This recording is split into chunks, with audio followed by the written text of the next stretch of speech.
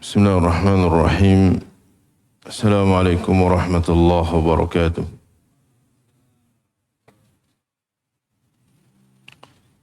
Innal hamdalillah nahmaduhu wa nasta'inuhu wa nastaghfiruhu wa nastahdihi wa natubu ilayhi. Asyhadu an la ilaha illallah wahdahu la syarika lah. وأشهد أن نبينا محمدا عبده ورسوله اللهم صل وسلم وبارك على عبدك ورسولك محمد وعلى آله وأصحابه ومن تبعهم واقتفى أثرهم إلى يوم الدين أما بعد. Ikhwani wa akhwati fid din, bapak-bapak dan ibu-ibu sekalian, rahimani wa rahimakumullah. Alhamdulillah, pada pagi hari ini kita dipertemukan oleh Allah Subhanahu wa taala di salah satu rumah dari rumah-rumah Allah, dan InsyaAllah dalam rangka untuk bertaqarrub kepada Allah, dalam rangka untuk menuntut ilmu.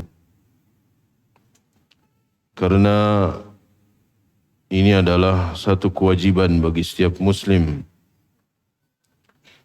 bagaimana dia mengetahui Rabbnya, mengetahui agamanya dan mengetahui nabinya sallallahu alaihi wasallam.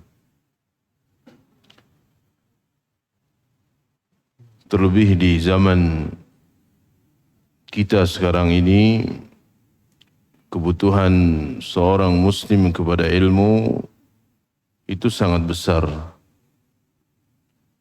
Sebagaimana dikatakan oleh Al-Imam Ibnul Qayyim rahimahullah, bahwa hajatuna ilal ilmi bi'adadil anfas. Kebutuhan kita terhadap ilmu itu sejumlah nafas-nafas. Artinya tidak mungkin kita akan terlepas dari ilmu din. Karena memang manusia diciptakan oleh Allah Tabaraka wa Ta'ala untuk beribadah, dan ibadah tentu membutuhkan ilmu. Agar seseorang beribadah kepada Allah sesuai dengan apa yang diinginkan oleh Allah Tabaraka wa Ta'ala dan Rasulnya sallallahu alaihi wasallam. Ikhwani fid din, a'azani Allah wa iyyakum. InsyaAllah pada pagi hari ini kita akan bersama-sama membahas secara ringkas ayat Al-Kursi. Ayat Kursi yang terdapat di dalam surat Al-Baqarah ayat yang ke-255. Allah Tabaraka wa Ta'ala berfirman, Allahu la a'udzu billahi minasyaitonir rajim. Allahu la ilaha illa huwal hayyul qayyum. La ta'khudhuhu sinatun wa la nawm. Lahu ma fis samawati wa ma fil ard. Man dhal ladzi yashfa'u 'indahu illa bi'idhnihi. Ya'lamu ma bayna aydihim wa ma khalfahum. ولا يحيطون بشيء من علمه إلا بما شاء وسع كرسيه السماوات والأرض ولا يؤوده حفظهما وهو العلي العظيم. Ayatul Kursi adalah a'zamu ayatin fi kitabillah.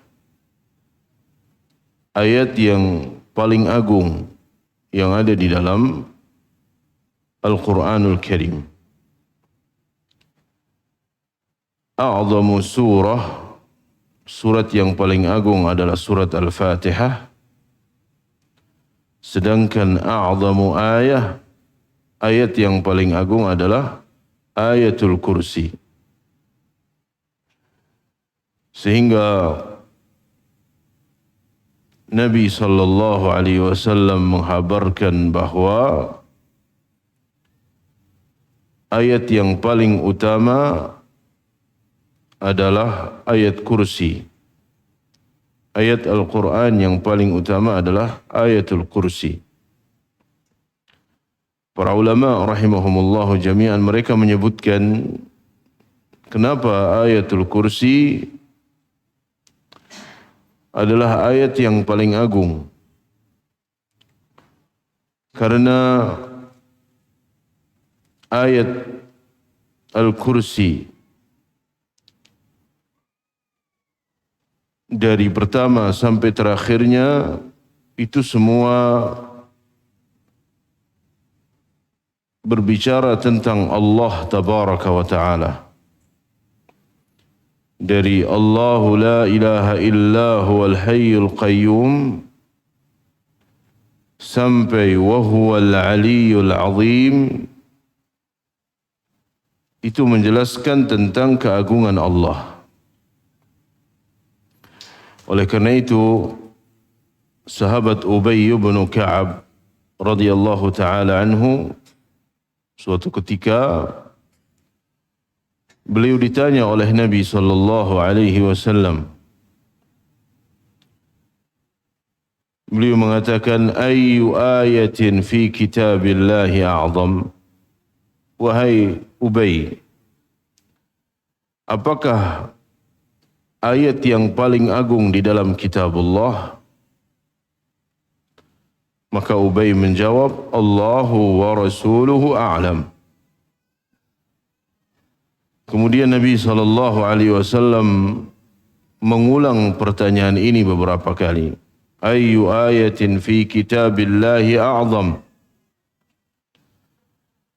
Kemudian Ubay bin Ka'ab menjawab, hiya ayatul kursi. Dia adalah ayatul kursi.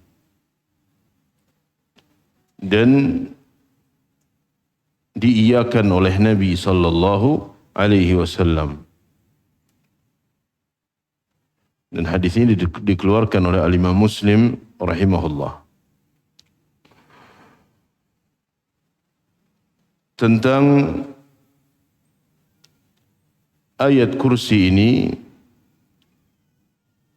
banyak hadis-hadis yang menjelaskannya. Kapan seseorang membacanya, di waktu kapan dia membaca ayat tersebut, itu dijelaskan oleh Nabi SAW. Dan ayat kursi ini disebut dengan ayatul kursi karena ada kata-kata wasi'a kursiyuhu. Ada kata-kata kursi di situ yang nanti akan kita jelaskan secara ringkas maknanya. Ayat kursi terdiri dari 10 kalimat. Ya, antum perhatikan. Allahu la ilaha illahu. 1. Al-hayyul qayyum. 2. La ta'khudhuhu sinatu wa la naum. 3.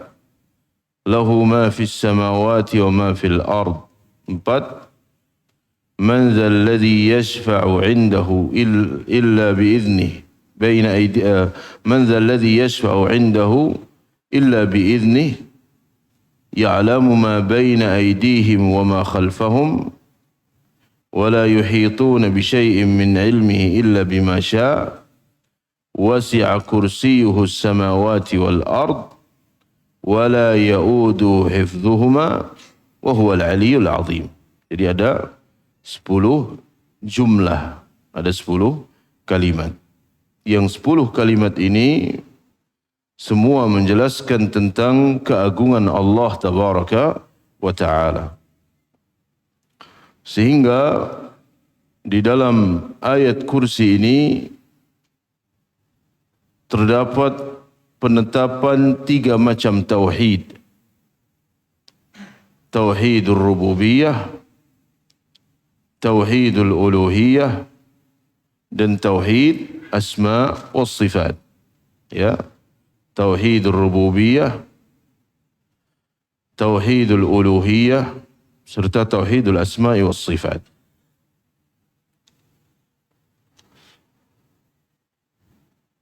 Jumlah yang pertama, Allah Tabaraka wa Ta'ala berfirman, Allahu la ilaha illahu.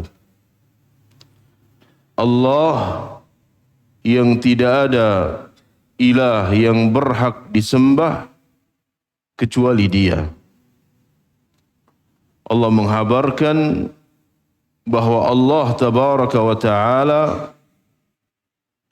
Dialah yang Maha Esa di dalam uluhiyahnya.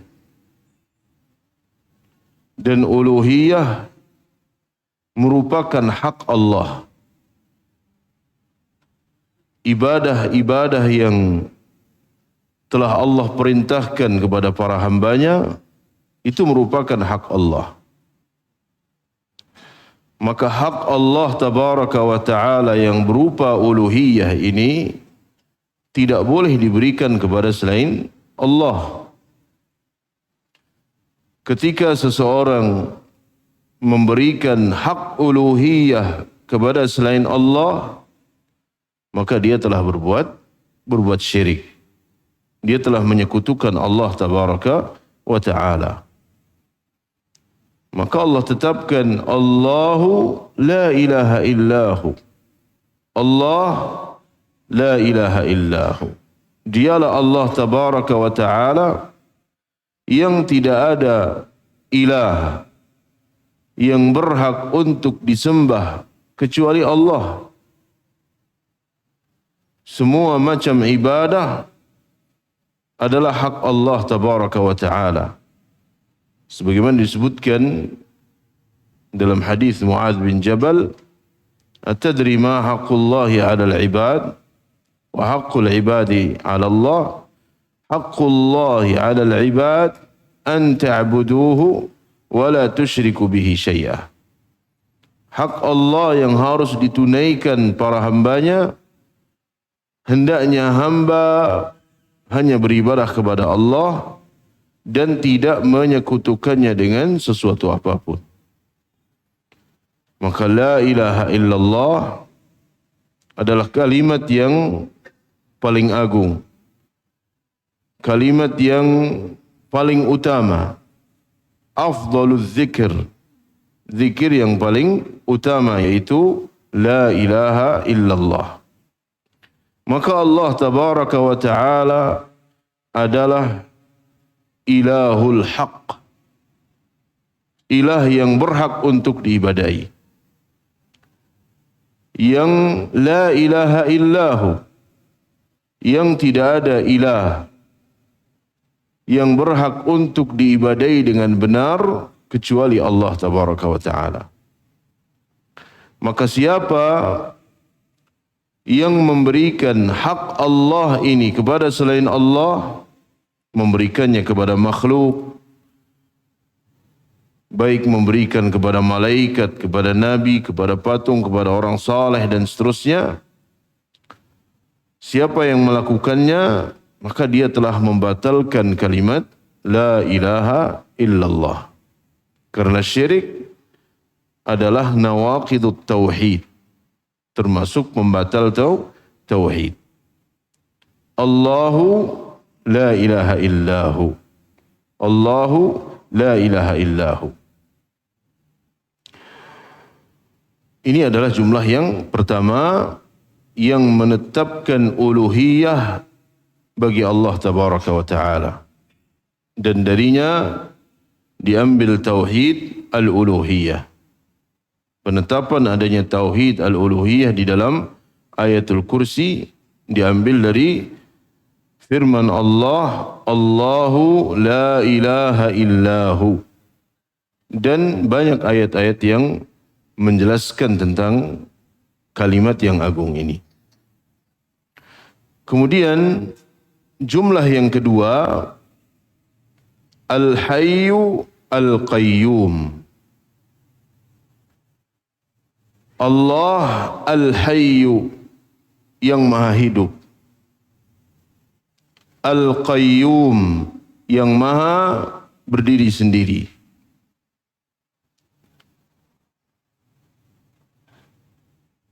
Al-Hayyu adalah nama dari nama-nama Allah. Yang nama ini mengandung sifat bahwa Allah tabaraka wa ta'ala memiliki kehidupan yang sempurna.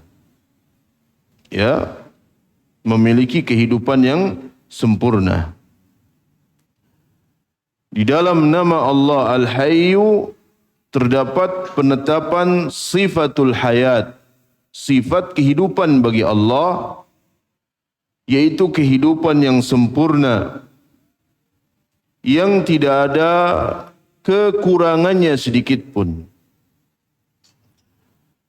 Di antara kesempurnaan kehidupan Allah tabaraka wa ta'ala, bahwa Allah maha hidup, la yasbiquhu adamun wa la yalhaquhu maut.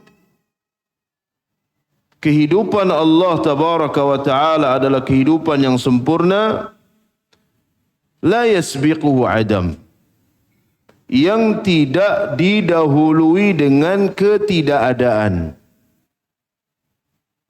Kehidupan Allah tidak didahului dengan ketidakadaan. Wala yalhaquhum maut, dan tidak diikuti dengan kematian. Kehidupan yang sempurna.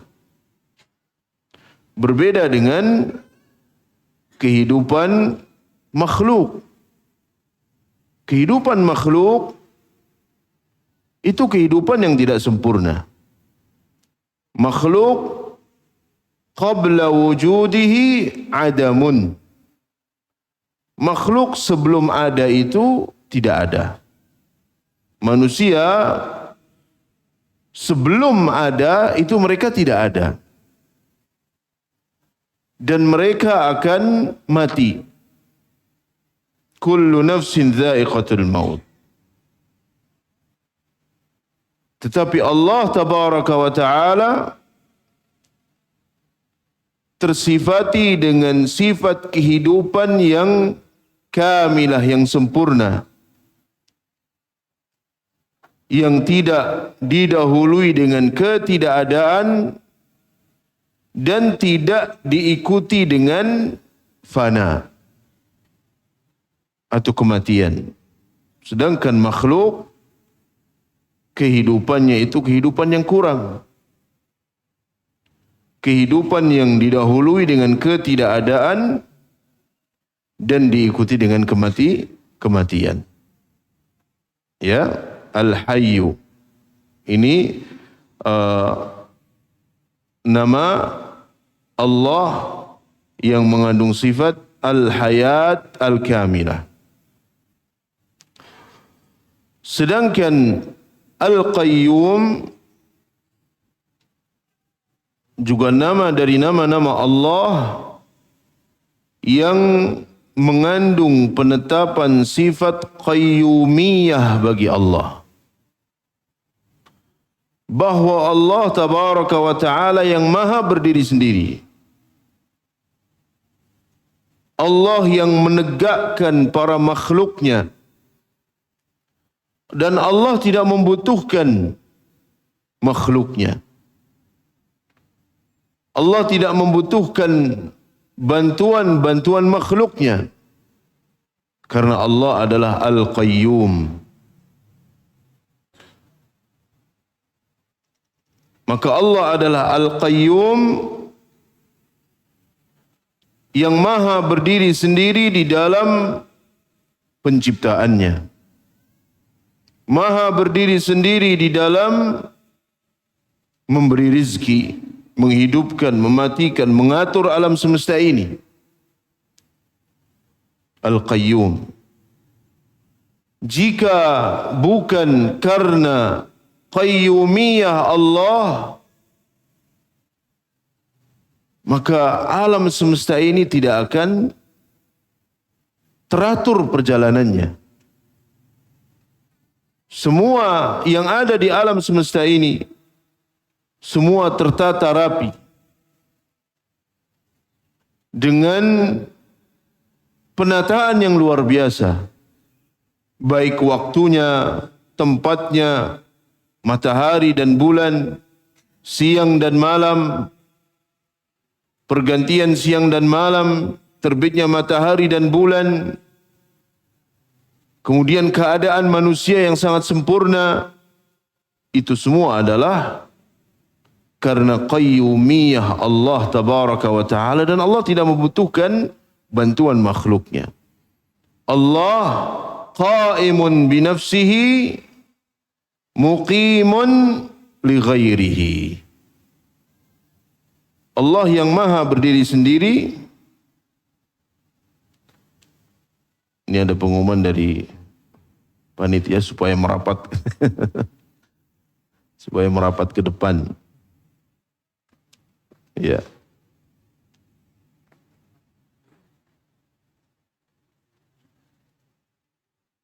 Taib. Allah muqimun qaimun binafsihi muqimun li ghairihi. Maka ini adalah qayyumiyah Allah. Al-Hayyu Al-Qayyum. Al-Hayyu Al-Qayyum, dua nama yang sering disebutkan secara bersamaan. Disebutkan di dalam beberapa ayat di dalam Al-Quran. Di antaranya di dalam ayat kursi ini, Allahu la ilaha wal hayyul qayyum. Demikian pula disebutkan di dalam surat Ali Imran ayat yang kedua, Alif Lam Mim, Allahu la ilaha illa huwal hayyul qayyum. Dan juga disebutkan dalam surat Taha ayat yang ke-111, wa anatil wujuhu lil hayyil qayyum. Dan maknanya sudah kita bahas. Para ulama menjelaskan bahwa semua apa yang dikandung oleh nama-nama Allah itu kembali kepada dua nama ini. Semua makna yang terkandung di dalam nama-nama Allah tabaraka wa ta'ala itu kembali kepada dua nama ini, kembali kepada Al-Hayyu dan Al-Qayyum. Sifat-sifat Allah dari sifat-sifat zatiyah, as-sam' wal basar. Allah maha mendengar, Allah maha melihat. Maka kembali kepada sifat Al-Hayyu yang maha hidup. Sedangkan sifat-sifat fi'liyah, sifat-sifat fi'liyah itu sifat-sifat Allah yang berkaitan dengan perbuatan Allah. Al-khalq, ar-razq, penciptaan, memberi rizki, mengatur alam semesta ini, memberi, menolak, ya, itu semua kembali kepada Al-Qayyum. Ini dijelaskan oleh diantaranya oleh Syekh Abdul Razzaq bin Abdul Muhsin Al-Abbad di dalam kitab beliau Fiqhul Asma'i was Sifat. Ya. Maka Allah tabaraka wa ta'ala adalah Al-Hayyu Al-Qayyum. Al-Qayyum, Al-Hayyu, di dalamnya terdapat penetapan sifat hayat yang sempurna bagi Allah, dan Al-Qayyum terdapat penetapan sifat qayyumiyah bagi Allah. Allah yang maha berdiri sendiri dan yang maha menegakkan makhluknya. Artinya bahwa seluruh makhluk, semua mereka membutuhkan Allah tabaraka wa ta'ala. Dan Allah ghaniyun anha. Allah maha kaya, tidak membutuhkan makhluk-makhluknya. Dan tidak mungkin makhluk ini akan sempurna, kemudian kehidupan mereka akan tertib, bahkan alam semesta ini tidak akan tegak kecuali dengan qayyumiyah Allah tabaraka wa ta'ala. Itu adalah jumlah yang kedua. Jumlah yang ketiga, la ta'khudhuhu sinatun wala naum.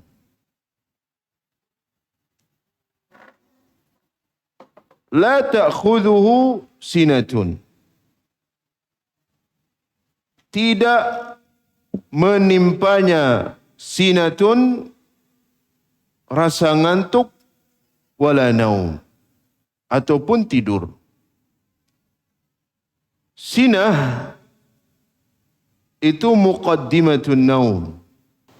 Muqaddimah tidur, ngantuk. Dia belum tidur, tetapi ngantuk. Ya, biasanya di majelis taklim itu sinah. Ya. Atau banyak juga yang naum. Ya. Jadi sinah itu muqaddimatun naum. Kalau sudah mulai ke bawah, kemudian ke atas, ke samping, ke kanan, kiri, itu nu'as. Disebut dengan sinah. Wala naum. Dan tidak tidur. Ya, tidak menimpanya tidur. Kenapa?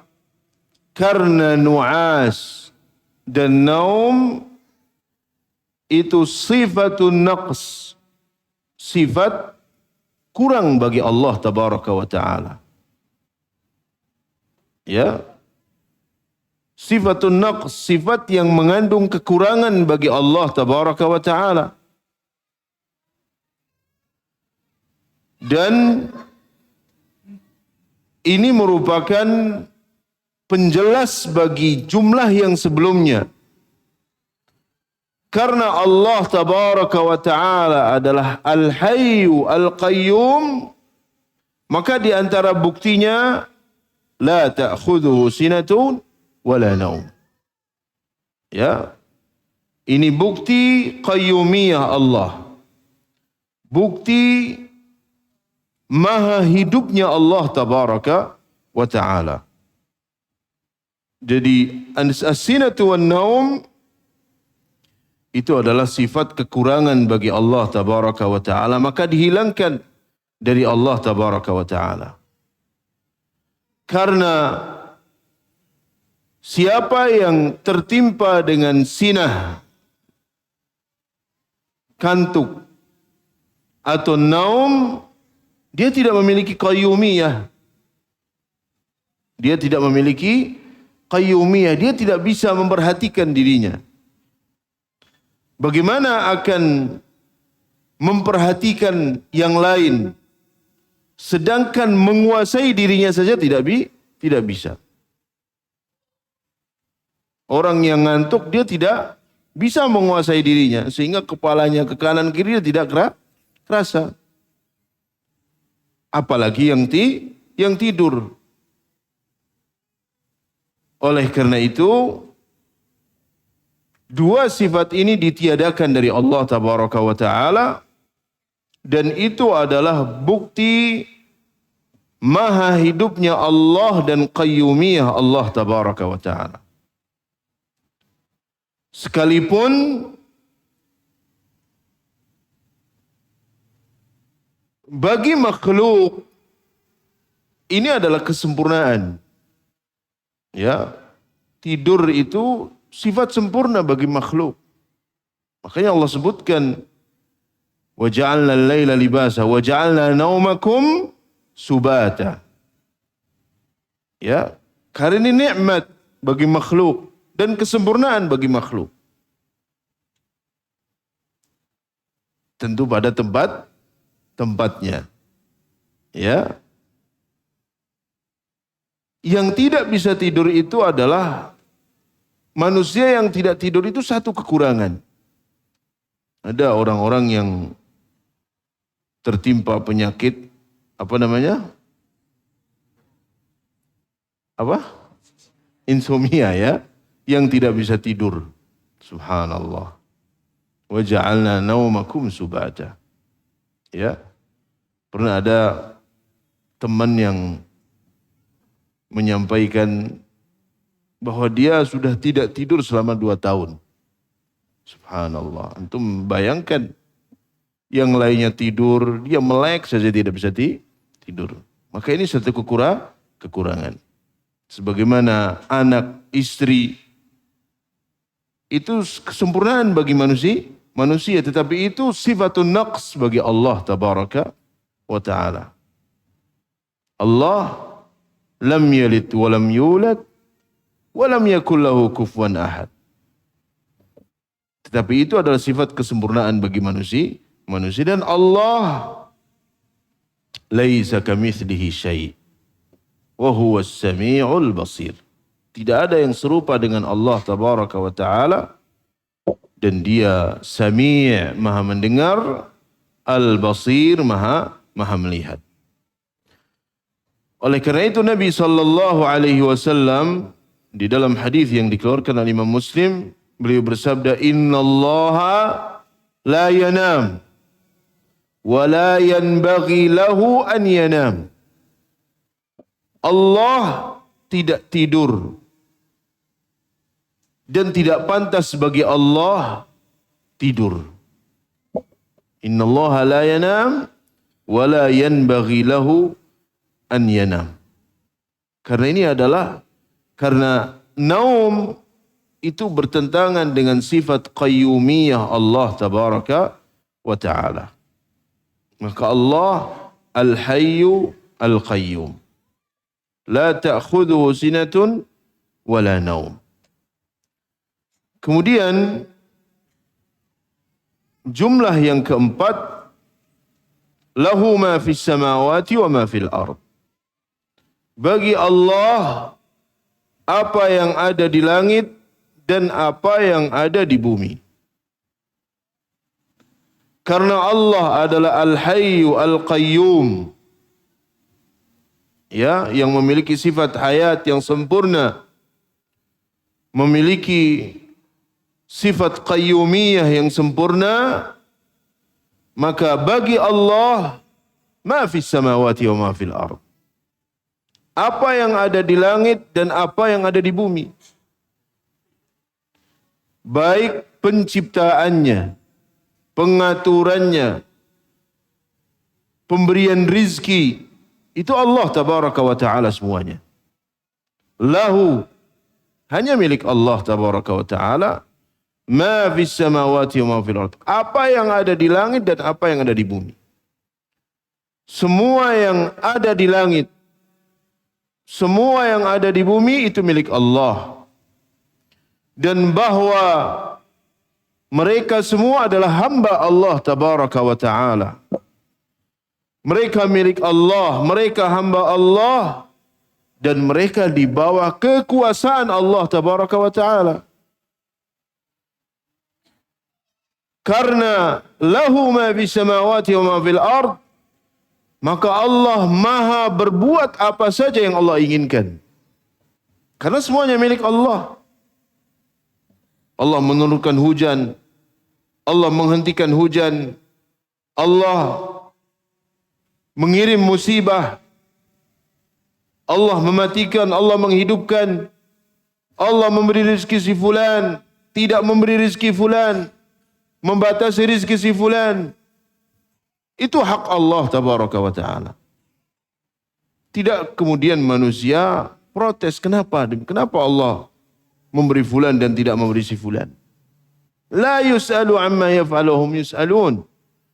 Allah itu tidak ditanya kenapa. La yus'alu amma yaf'al wa hum yus'alun. Allah tidak ditanya kenapa Allah berbuat. Tetapi manusia yang ditanya kenapa mereka berbuat.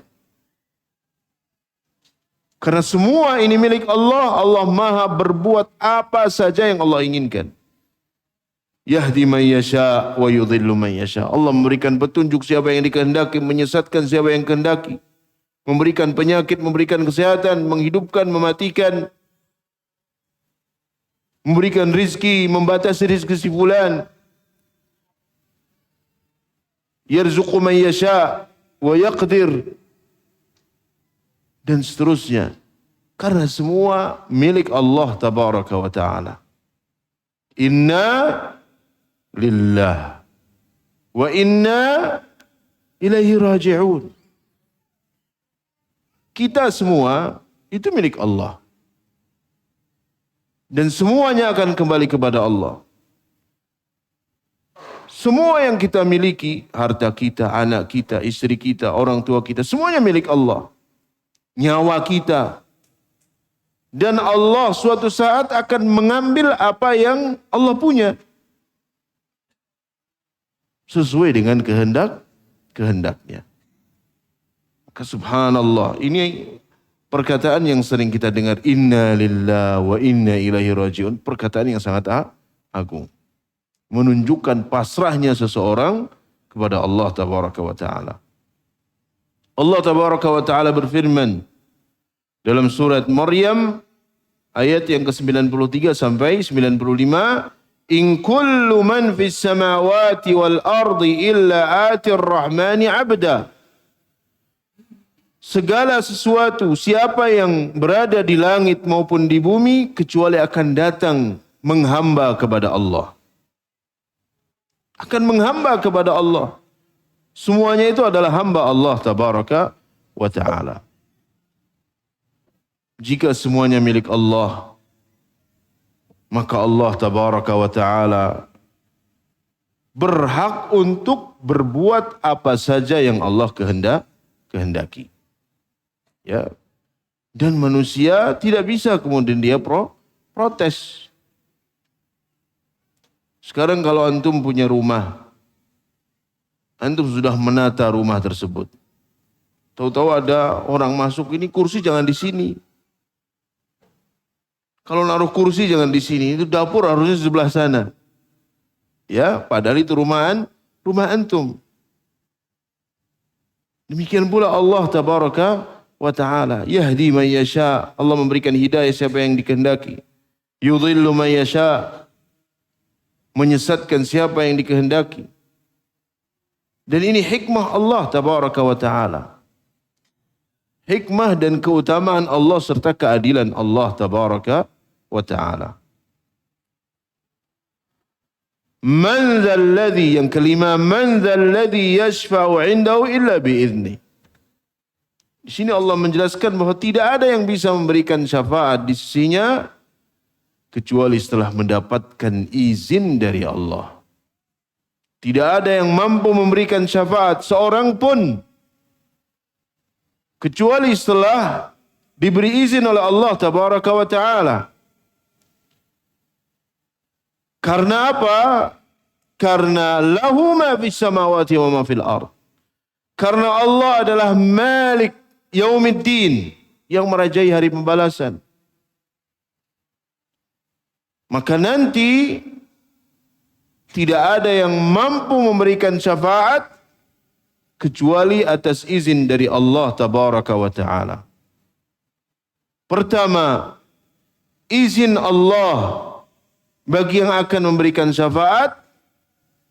Yang kedua, ridha Allah bagi yang akan diberikan syafaat. Baru akan ada syafaat. Izin dari Allah untuk siapa yang memberikan syafaat. Dan ridha Allah bagi yang akan diberikan syafaat. Dan ini terdapat isbatus syafa'ah. Penetapan adanya syafaat. Dan ini merupakan akidah Ahlus Sunnah wal jamaah. Allah berfirman, "Wa kam min malakin fis samawati la tughni syafa'atuhum syai'an illa min ba'di an ya'dzana Allahu liman yasha'u wa yarda." Berapa banyak dari malaikat di langit yang tidak bermanfaat sedikit pun syafaat mereka kecuali setelah mendapatkan izin dari Allah bagi siapa yang diridhai oleh Allah tabaraka wa taala. Tidak ada yang memberikan syafaat. Hatta Nabi sallallahu alaihi wasallam, beliau diberi hak untuk memberikan syafaat, tetapi beliau tidak akan memberikan syafaat kecuali setelah dapat izin dari Allah. Makanya ada hadis syafaat, ya, hadis yang panjang ketika manusia dibangkitkan oleh Allah, kemudian mereka dalam keadaan yang sangat bingung, mereka ingin supaya perkaranya segera diputuskan oleh Allah tabaraka wa taala, maka mereka datang kepada Nabi Adam minta syafaat. Beliau berhalangan. Datang kepada Nabi Nuh, beliau berhalangan. Datang kepada Nabi Ibrahim, beliau berhalangan. Datang kepada Nabi Musa, beliau berhalangan. Datang kepada Nabi Isa, beliau berhalangan. Kemudian mereka datang kepada Nabi Muhammad sallallahu alaihi wasallam. Kemudian beliau mengatakan, "Ati tahtal arsy." Kemudian aku datang. Ya, beliau berdiri di bawah arsy. Fa akhirru sajidan. Kemudian aku bersujud. Fa yada'ni Allahu ma syaa an yada'ani. Kemudian Allah membiarkanku. Tapi kemudian dikatakan kepadaku, irfa' ra'sak. Angkatlah kepalamu wahai Muhammad. Wa qul tusma'. Katakan. Apa yang kau katakan akan didengarkan. Wasfa' tusyaffa'. Dan berilah syafaat. Engkau telah diizinkan untuk memberikan syafaat. Dan ini adalah syafa'atul uzma, yang hanya dimiliki oleh Nabi sallallahu alaihi wasallam pada saat manusia di padang mahsyar. Adapun syafaat malaikat, syafaat anak yang meninggal pada saat kecil untuk orang tuanya, syafaat saudara-saudara mukmin, itu nanti, ya, setelah semua diputuskan perkaranya. Para malaikat akan memberikan syafaat. Para nabi akan memberikan syafaat. Ya, bahkan kaum mukminin akan memberikan syafaat kepada saudara-saudaranya. Disebutkan dalam sebuah hadis bahwa ketika kaum mukminin masuk ke dalam surga, mereka kembali bertemu. Ya, seperti ketika mereka di dunia, ketemu antara yang satu dengan yang lain. Dan mereka saling mengucapkan selamat. Kemudian mereka mencari-cari saudara mereka. Fulan di mana? Ya, si fulan di mana? Si A di mana? Si B di mana? Maka kaum mukminin meminta kepada Allah, ya Allah, fulan dulu sholat bersama kami, dia bersama kami, dan ternyata dia di neraka. Keluarkan ya Allah. Maka dikeluarkan oleh Allah tabaraka wa taala dengan syafaat kaum mukminin. Sampai semua diberi hak untuk memberikan syafaat, sehingga tidak tersisa kecuali rahmat dari Allah tabaraka wa taala. Dan Allah berfirman dalam hadis qudsi, akhriju minan nar man kana fi qalbihi mithqala khardalin min iman. Keluarkan dari neraka siapa saja yang ada di dalam hatinya walaupun sebiji khardal dari keimanan. Sehingga tidak tersisa di neraka kecuali orang-orang yang kufur kepada Allah tabaraka wa ta'ala. Ya. Ini yang kelima, ya, penetapan tentang adanya syafaat. Yang keenam, ya'lamu ma baina aydihim wa ma khalfahum. Allah Maha mengetahui apa yang ada di hadapan mereka dan apa yang ada di belakang mereka. Di sini terdapat penetapan luasnya ilmu Allah tabaraka wa taala. Bahwa Allah ilmunya mencakup segala sesuatu. Tidak ada yang terlewat dari ilmu Allah. Allah Maha mengetahui segala sesuatu. Ahata bikulli syai'in ilma. Ilmu Allah meliputi segala sesuatu. Para ulama menjelaskan innallaha alimun bima kana wa ma yakunu wa ma lam yakun law kana kaifa yakun. Allah Maha mengetahui yang telah terjadi. Wa ma yakunu, dan yang sedang terjadi. Wa ma lam yakun, dan yang belum terjadi. Lau kana kaifa yakun, dan mengetahui akibat apabila sesuatu yang belum terjadi ini terjadi. Allah Maha mengetahui. Allah Maha mengetahui kufurnya Fir'aun, kufurnya Abu Lahab, Abu Jahal, Abu Talib, Uqbah bin Abi Mu'ayth. Allah Maha mengetahui hidayahnya Abu Sufyan, hidayahnya Umar bin Al-Khattab. Tidak ada sesuatu pun yang terjadi di alam semesta ini kecuali diketahui oleh Allah Tabaraka wa Ta'ala. Ya'lamu ma baina aydihim wa ma khalfahum. Ya, Allah Maha mengetahui segala sesuatu. Ya'lamu baina aydihim wa ma khalfahum. Wa la yuhituna bihi ilma. Sebagaimana disebutkan dalam surat Taha, ya'lamu ma baina aydihim wa ma khalfahum wa la yuhituna bihi ilma. Dan mereka manusia itu tidak bisa meliputi Allah Tabaraka wa Ta'ala. Ilmu manusia tentang Allah itu terbatas. Karena semua yang ada pada manusia itu terbatas. Indranya terbatas, akalnya juga terbatas. Dia tidak akan mengetahui kecuali sesuai dengan apa yang dihabarkan oleh Allah Tabaraka wa Ta'ala. Ya. Kecuali sesuai dengan apa yang dihabarkan oleh Allah Tabaraka wa Ta'ala. Wala yuhituna bihi ilma. Maka ini ilmu Allah Tabaraka wa Ta'ala. Tidak ada yang luput dari ilmu Allah. Segala sesuatu diketahui oleh Allah Subhanahu wa Ta'ala. Yang kedelapan, wasi'a kursiyyuhus samawati wal ard.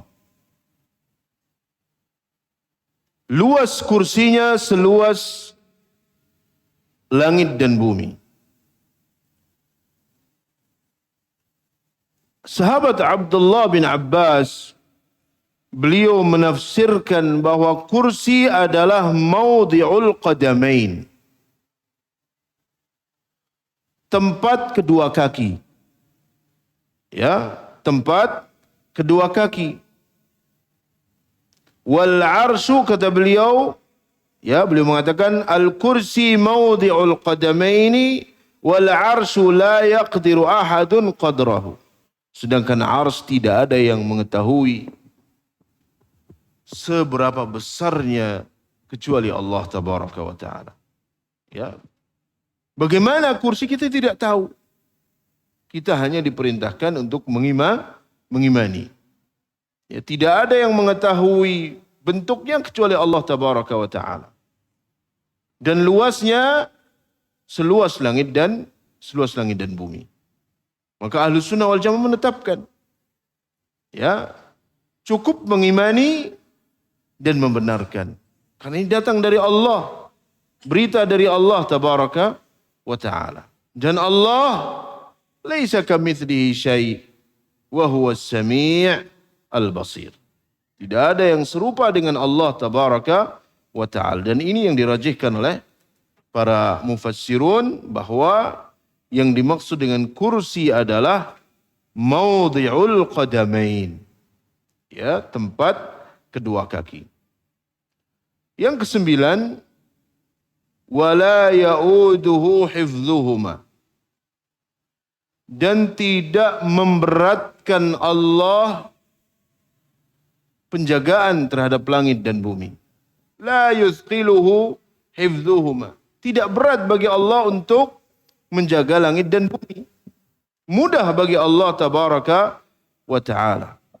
Allah tabaraka wa ta'ala yang menciptakan, Allah tabaraka wa ta'ala yang mengatur, maka mudah bagi Allah, tidak berat bagi Allah tabaraka wa ta'ala menjaga langit dan bumi. Dan suatu saat Allah akan membinasakannya. Ya. Jika telah tiba saatnya nanti Allah menghendaki terjadinya hari kiamat, semua akan dihancurkan oleh Allah tabaraka wa ta'ala. Ya, Allah tabaraka wa ta'ala maha menjaga langit dan bumi dan maha mampu untuk menjaga langit dan bumi, dan ini menunjukkan qudratullah, kekuasaan Allah, kekuatan Allah tabaraka wa ta'ala. Karena langit dan bumi itu makhluk Allah tabaraka wa ta'ala dan Allah yang akan menjaganya. Ya, Allah akan menjaganya. Dan langit dan bumi dibandingkan dengan arsy itu tidak ada apa-apanya. Karena a'zamul makhluqat adalah al-arsy. Jika Allah tabaraka wa ta'ala tidak berat baginya menjaga langit dan bumi, tentu sangat ringan untuk menjaga manusia. Dan ini menunjukkan qudratullah tabaraka wa ta'ala. Allah ala kulli syai'in qadir. Allah maha mampu untuk berbuat apa saja. Allah fa'alun lima yurid.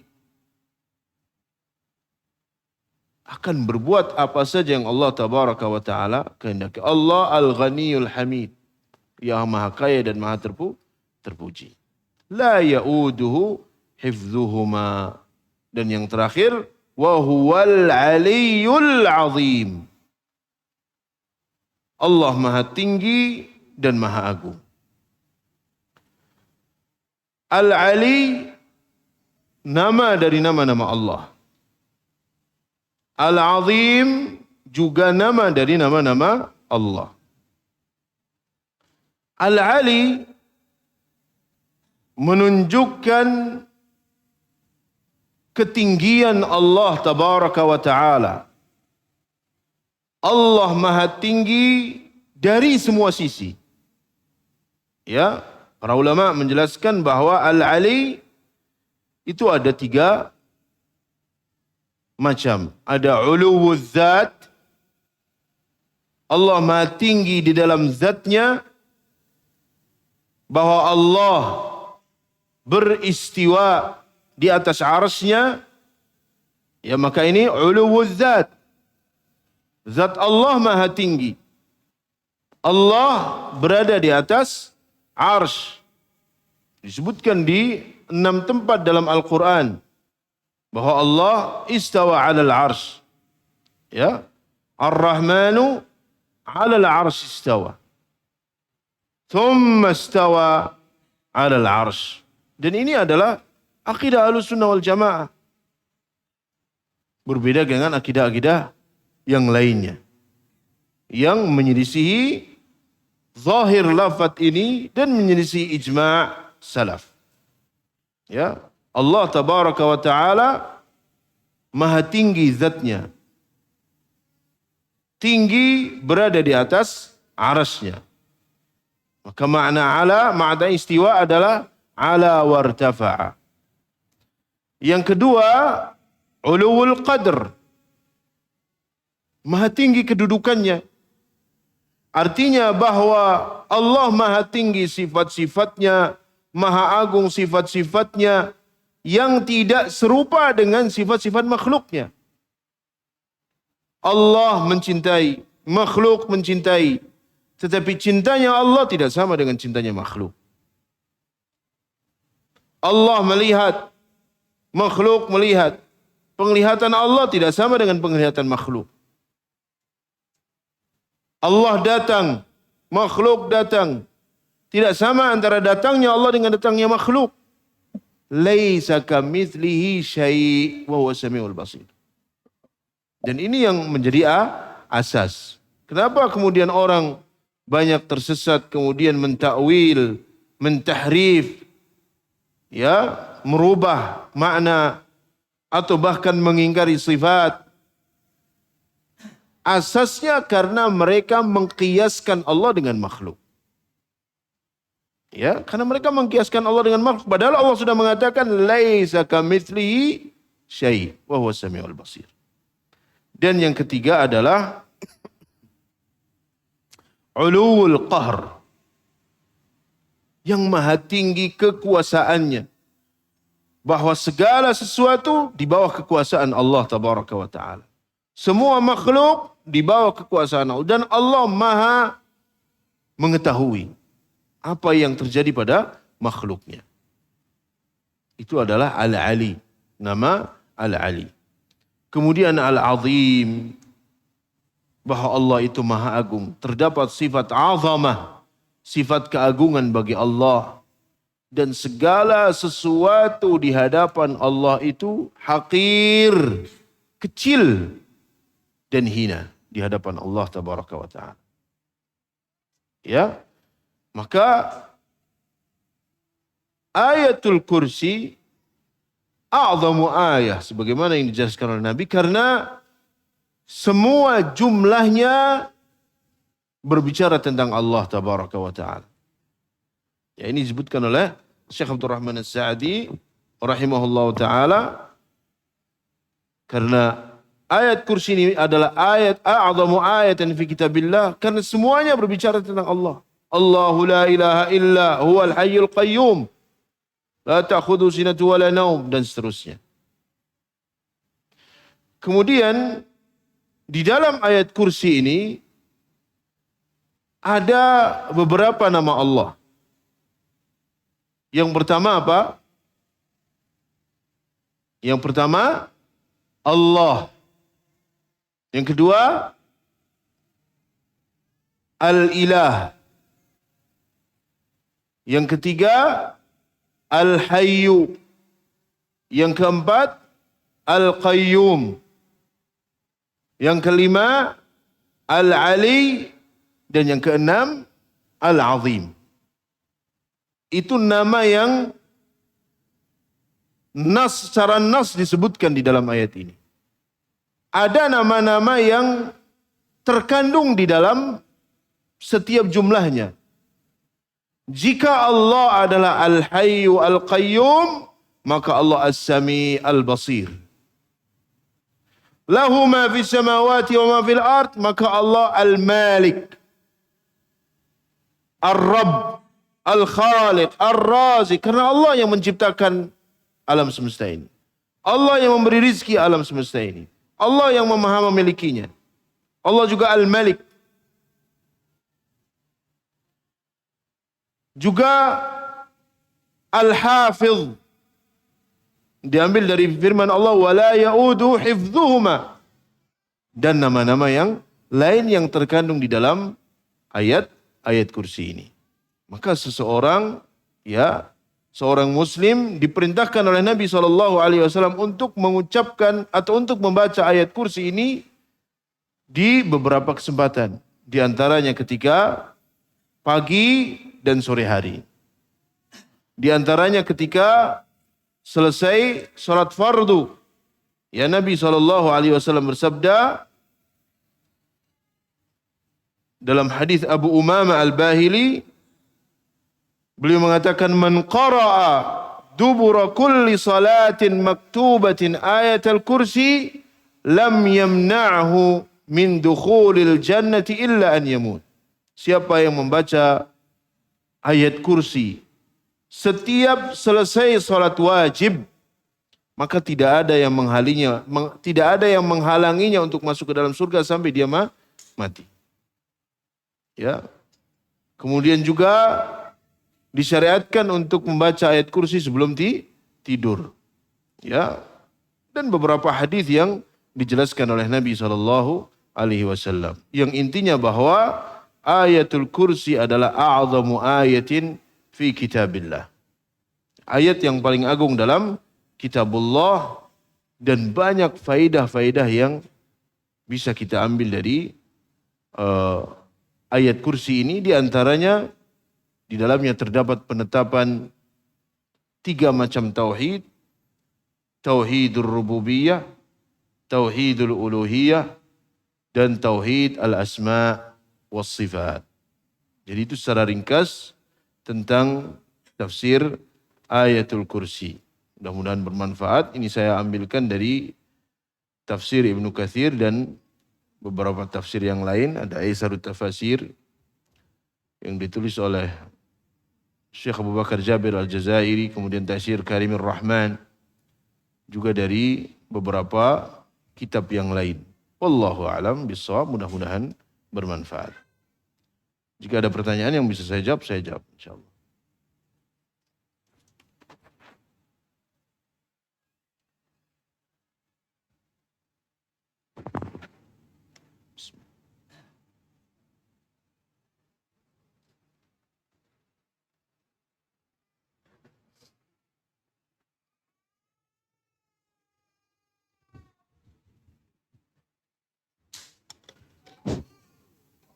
Assalamualaikum warahmatullahi wabarakatuh. Salam. Mau bertanya Tad, bahwa Allah itu menurut keyakinan ahlu sunnah itu bersemayam di atas ars. Kemudian Allah itu turun di sepertiga terakhir Ya. di waktu malam ya. Terus ada yang mengatakan, saya dengar ceramah itu seorang ustadz ini, kalau Allah setiap sepertiga terakhir itu turun, itu berarti nggak balik-balik ke ars berarti. Ya.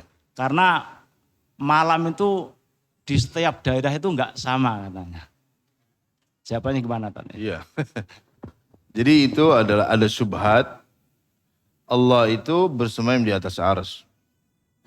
Kemudian setiap sepertiga malam terakhir Allah turun ke langit dunia. Ini kan bertentangan. Ada yang mengatakan berarti arsy itu kosong. Itu syubhat. Kenapa muncul syubhat seperti ini? Ya. Jawabannya karena mereka menyamakan Allah dengan makhluk.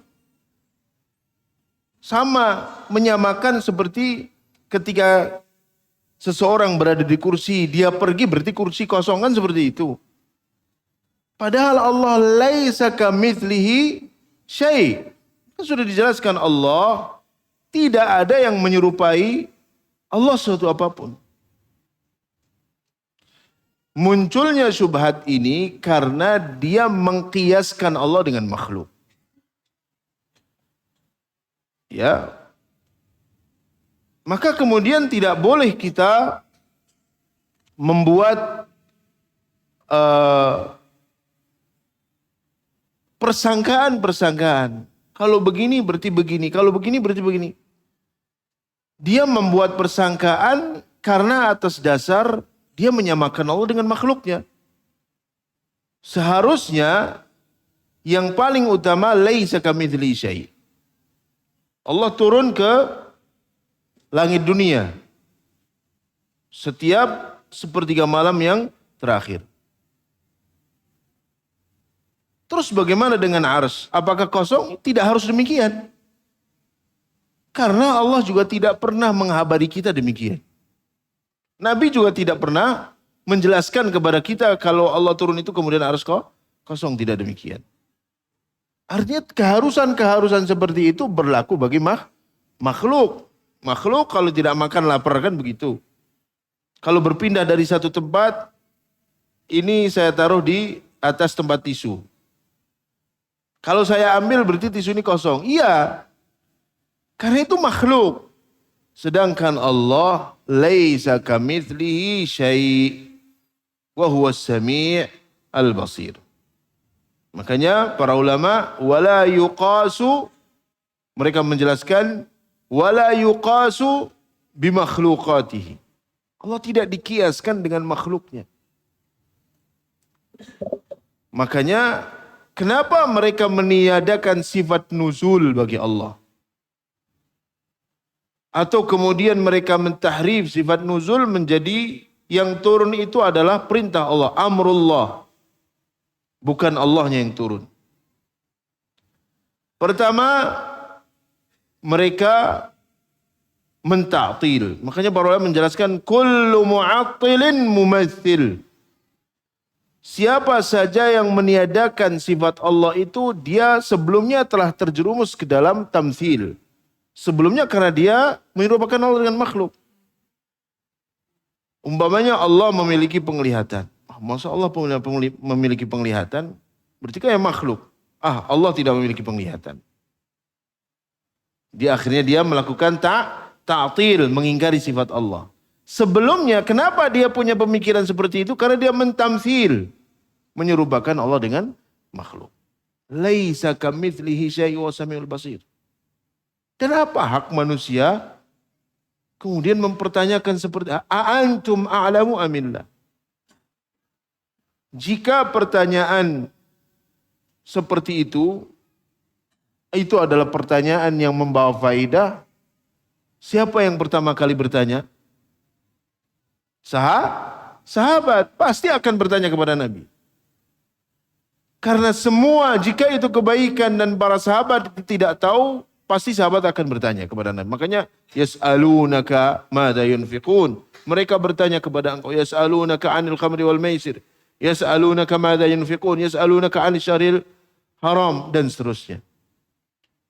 Dan ini tidak pernah ditanyakan oleh para sahabat. Makanya Imam Malik rahimahullah, beliau mengatakan ketika beliau ditanya, Ar-Rahmanu 'ala al-'arsy istawa. Kaifa istawa? Allah beristiwa di atas arsy-Nya. Bagaimana beristiwanya wahai imam? Beliau mengatakan al-istiwa'u ma'lum. Mana istiwa itu ma'lum? Sudah kita ketahui. Wal kaif bagaimananya khairu ma'qul. Tidak kita ketahui. Karena Allah tidak pernah menjelaskan kepada kita. Nabi juga tidak menjelaskan kepada kita. Wal imanu bihi wajib. Dan beriman tentang nyawa wajib. Was su'alu anhu bid'ah. Dan bertanya tentangnya bid'ah. Kenapa? Karena para sahabat tidak pernah menanyakan. Dan ini berlaku untuk semua sifat-sifat Allah. Allah turun. Nuzul ma'lum. Turun itu maknanya diketahui. Semuanya kita tahu. Wal kaif bagaimananya kita tidak tahu. Karena Allah tidak pernah menjelaskan. Wal imanu bihi wajib, mengimaninya wajib. Was su'alu anhu bid'ah. Itu adalah akidah Ahlussunnah wal Jamaah. Jadi hal pertama yang membuat atau munculnya syubhat seperti ini karena taqdimul aql ala naql. Mendahulukan akal atas dalil. Jadi beragama dengan akal, bukan berlandaskan wahyu dari Allah tabaraka wa ta'ala. Akhirnya muncul pertanyaan-pertanyaan seperti ini. Yang tidak muncul pada zaman sahabat ridwanullah alaihim jami'an. Jadi munculnya syubhat itu berbeda-beda atau bertingkat-tingkat. Zaman sahabat itu tidak ada orang yang mengatakan seperti itu. Karena ketika ada sedikit saja penyelewengan dalam masalah keimanan langsung dibantah oleh para sahabat. Zaman sahabat Abdullah bin Umar muncul orang-orang yang, atau zaman Umar bin Khattab, muncul orang-orang yang mulai mempermainkan ayat-ayat Al-Quran. Mentakwil Al-Quran. Ada seorang yang bernama Subair bin Asal yang datang kepada Umar dan menanyakan ayat-ayat. Dia bukan menanyakan untuk mendapatkan ilmu tetapi ingin mentakwilnya. Maka sahabat Umar bin Khattab tidak menjawab. Beliau hanya beliau hanya mengambil pelepah kurma kemudian memukul kepalanya. Sampai pingsan, sampai dia bangun lagi, dipukul lagi sama sahabat Umar. Sampai akhirnya dia mengatakan, sekarang sudah hilang syubhat itu wahai Amirul Mukminin dari kepala saya. Kemudian sahabat Abdullah bin Umar ketika ada orang yang mulai berbicara tentang takdir, dibantah oleh beliau sampaikan bahwa Abdullah bin Umar berlepas diri dari mereka. Kemudian muncul Khawarij. Adapun yang berkaitan dengan syubhat yang berkaitan dengan asma dan sifat itu setelah para tabi'ut tabi'in. Ya. Dan semakin keras dan semakin rancu syubhat-syubhat mereka dan dibantah oleh para ulama. Sehingga para ulama menulis kitab-kitab yang sangat banyak ya tentang masalah ini. Wallahu a'lam bishawab.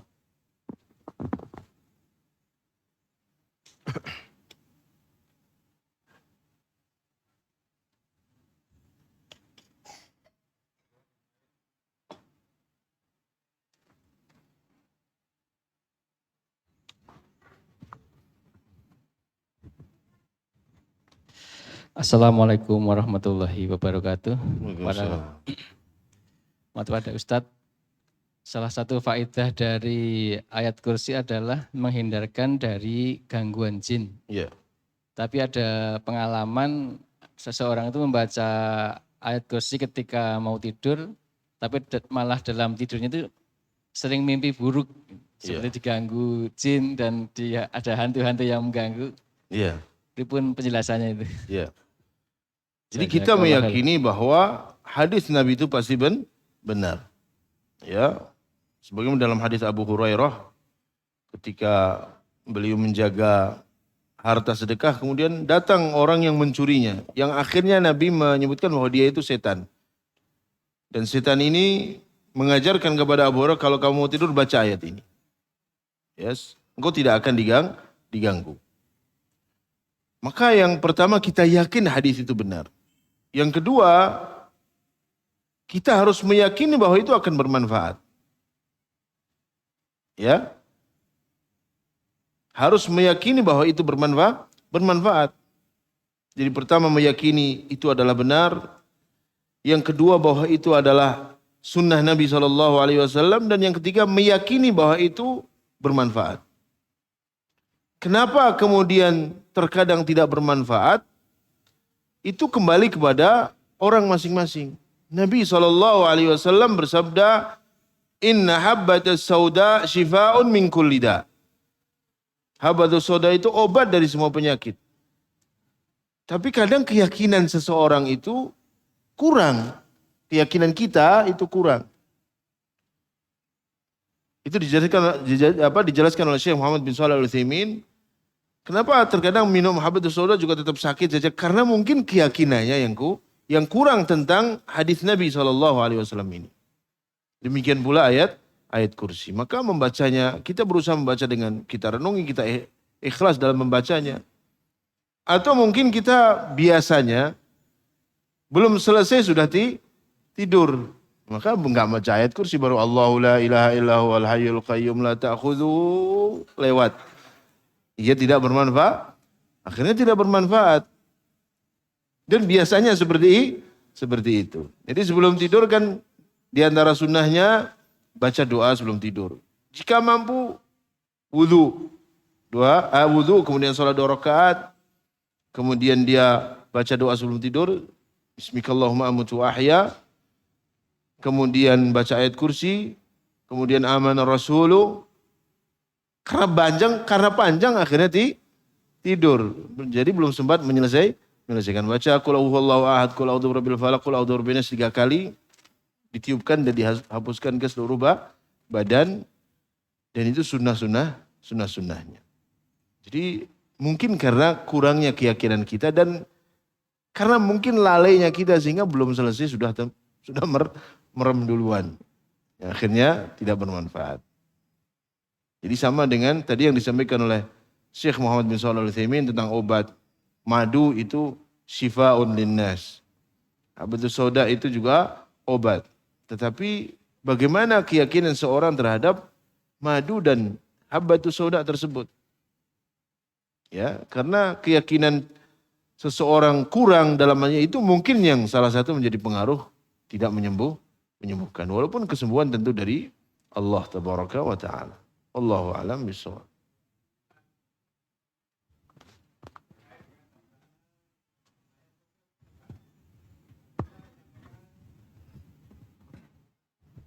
Bismillahirrahmanirrahim. Ustaz mau tanya singkat aja terkait dengan dianjurkan bacaan ayat kursi atau ayat surah Al-Baqarah ayat 255 Ustaz ya. Tadi sudah disampaikan bahwa kita dianjurkan untuk membaca surat itu ketika termasuk habis sholat wajib. Itu kan dianjurkan untuk membaca itu juga. Ya, Cuma waktunya itu kalau habis sholat wajib itu kan ada zikir Ustaz ya. ya. Yang saya tahu bacaan ayat kursi itu dibaca setelah baca maghrib sama subuh itu kalau saya pernah ikuti kajian seperti itu. Ketika di luar itu Ustaz, dibaca di luar sholat wajib misalkan sholat baca isya, baca asar atau kalau baca asar insya Allah ada doa pagi petang itu Ustaz ya. Itu waktunya kira-kira setelah zikir atau sebelum zikir Ustaz, minta penjelasannya. Assalamualaikum warahmatullahi wabarakatuh. Taib. Setelah membaca ayat kursi di setiap sholat wajib itu setelah berzikir. Setelah zikir yang diajarkan Nabi SAW. Ya. Setelah astaghfirullah, astaghfirullah, astaghfirullah. La ilaha illallah wa la syarika lahu lahul mulku wa lahul hamdu wa ala kulli syai'in qadir. Kemudian subhanallah 33 kali dan seterusnya. Setelah itu kita baca ayat kursi. Ya, setelah itu ditambah zikir-zikir yang disyariatkan oleh Nabi SAW.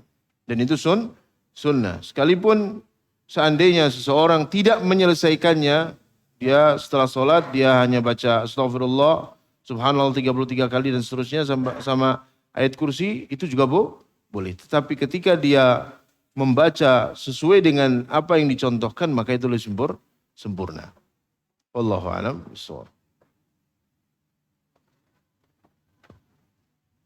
Cukup Mas ya? Oh, satu lagi.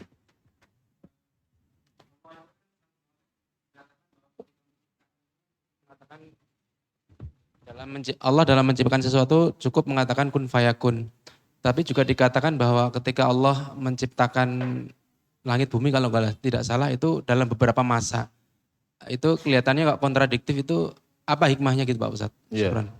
Pertama, bahwa tidak ada kontradiktif dalam Al-Quranul Karim. Antara Al-Quran, antara ayat-ayat yang ada di dalam Al-Quran, mustahil ada kontradiktif. Sebagaimana juga tidak mungkin ada kontradiksi antara hadis yang sahih dengan Al-Quranul Karim. Karena Allah berfirman, "Walau kana min 'indi ghairillah lawajadu fihi ikhtilafan katsira." Ya. Dan Al-Quran itu hak. La ya'tihi al-batilu min baini yadayhi wala min khalfi tanzil min hakimin hamid. Dan dalam ayat Al-Quran itu ada ayat yang muhkamat, ada ayat yang mutasyabihat. Ayat muhkamat yang jelas gamblang. Mutasyabihat yang memiliki beberapa makna. Seperti bahwa Allah menciptakan langit dan bumi dalam fi sittati ayyam. Dalam 6 masa. Bagaimana sikap kita? Sikap kita sebagaimana dijelaskan oleh Allah dalam surat Ali Imran ayat yang keempat. Ya. Minhu ayatun muhkamat hunna umul kitab wa ukhra mutasyabihat. فأما الذين في قلوبهم زيغ فيتبعون ما تشابه منه ابتغاء الفتنة وابتغاء تأويله وما يعلم تأويله إلا الله والراسخون في العلم يقولون آمنا به كل من عند ربنا. Ya, adapun orang-orang yang berilmu dia mengatakan amanna bihi. Kami beriman dengannya. Artinya dengan ayat-ayat mutasyabihat dan semuanya itu datang dari Allah. Ya, dan tentu ada hikmahnya. Di antara hikmahnya adalah Allah menurunkan ayat-ayat mutasyabihat untuk menguji manusia bagaimana sikap dia terhadap firman Allah tabaraka wa ta'ala. Dan tentu itu ada hikmahnya. Makanya kaum Yahudi termasuk orang yang diuji dengan ayat ini. Karena mereka mengatakan bahwa Allah ketika selesai menciptakan langit dan bumi selama 6 masa, kemudian Allah beristirahat. Karena capek. Wal'iyadzubillah. Maka Allah bantah dalam surat Qaf, "Wa ma massana min lughub." Allah tidak ditimpa rasa capek. Allah ala kulli syai'in qadir. Jadi kita hanya mengimani saja ayat-ayat yang mutasyabihat seperti alif lam mim, huruful muqatta'ah, huruf-huruf yang disebutkan dalam awal-awal surat itu termasuk ayat-ayat yang mutasyabihat. Dan orang yang berilmu mereka mengatakan amanna bihi kullun min indi rabbina. Ya, kami beriman dengan semua yang turun dari Allah tabaraka wa taala dan meyakini bahwa di dalam ayat-ayat yang mutasyabihat itu ada hikmah yang besar yang diinginkan oleh Allah Subhanahu wa taala. Wallahu alam bissawab. Jadi tidak ada kontradiksi di dalam semua ayat-ayat Al-Quran. Karena Allah berfirman, afala yatadabbaruna Al-Quran walau kana min indi ghairillah. Seandainya Al-Quran itu datang dari selain Allah, lawajadu fihi ikhtilafan katsira. Mereka akan mendapatkan perselisihan, kontradiksi yang banyak di dalamnya. Tapi tidak ada. Karena dia datang dari Allah tabaraka wa ta'ala. Itu bisa baca dalam tafsir surat Ali Imran ya tentang masalah ini. Wallahu a'lam bishawab. Saya kira sampai di sini mudah-mudahan bermanfaat. Wassallallahu ala nabiyina Muhammad wa ala alihi wasallam. Subhanakallahumma bihamdika asyhadu an la ilaha illa anta astaghfiruka wa atubu ilaik. Assalamualaikum warahmatullahi wabarakatuh.